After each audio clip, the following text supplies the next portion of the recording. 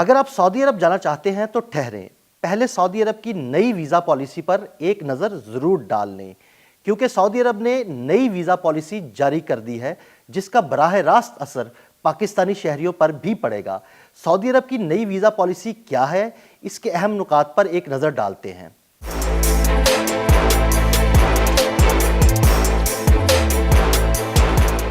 سعودی حکام نے نئے قوانین کے تحت 14 ممالک کے شہریوں کے لیے ملٹیپل انٹری ویزا کو غیر معینہ مدت کے لیے معطل کر دیا ہے۔ اب یہ شہری صرف سنگل انٹری ویزا حاصل کر سکیں گے۔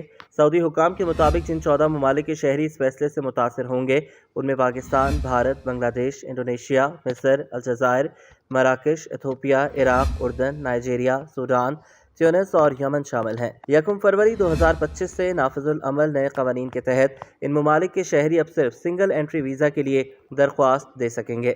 ملٹیپل انٹری ویزا عارضی طور پر معطل کر دیا گیا ہے، تاہم اس کی بحالی کے حوالے سے کوئی حتمی تاریخ نہیں دی گئی۔ سنگل انٹری ویزا صرف 30 دن کے لیے قابل استعمال ہوگا۔ سنگل انٹری ویزا کی یہ پابندی حج، عمرہ، سفارتی اور رہائشی ویزوں پر لاگو نہیں ہوگی۔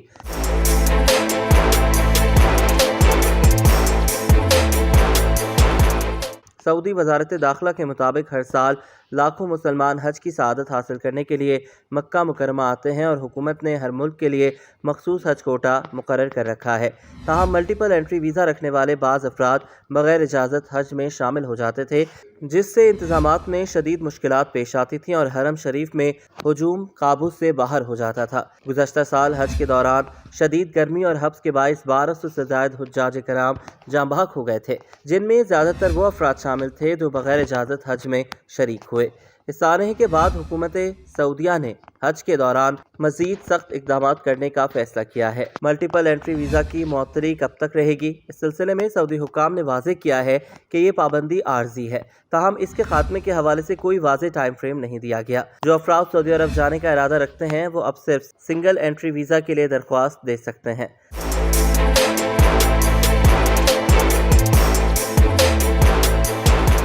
سفر سے پہلے سعودی سفارت خانے یا ویزا ایجنسی سے تازہ ترین معلومات حاصل کرنا ضروری ہوگا۔ حج اور عمرے کے خواہش مند افراد کو مصدقہ حج و عمرہ ایجنسیز کے ذریعے ہی ویزے کے عمل کو مکمل کرنا چاہیے۔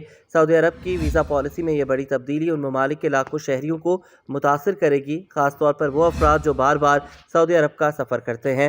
اگرچہ اس اقدام سے حج کے دوران ہجوم کو کنٹرول کرنے میں مدد ملے گی، لیکن کاروباری اور نجی سفر کرنے والے افراد کو مشکلات کا سامنا کرنا پڑ سکتا ہے۔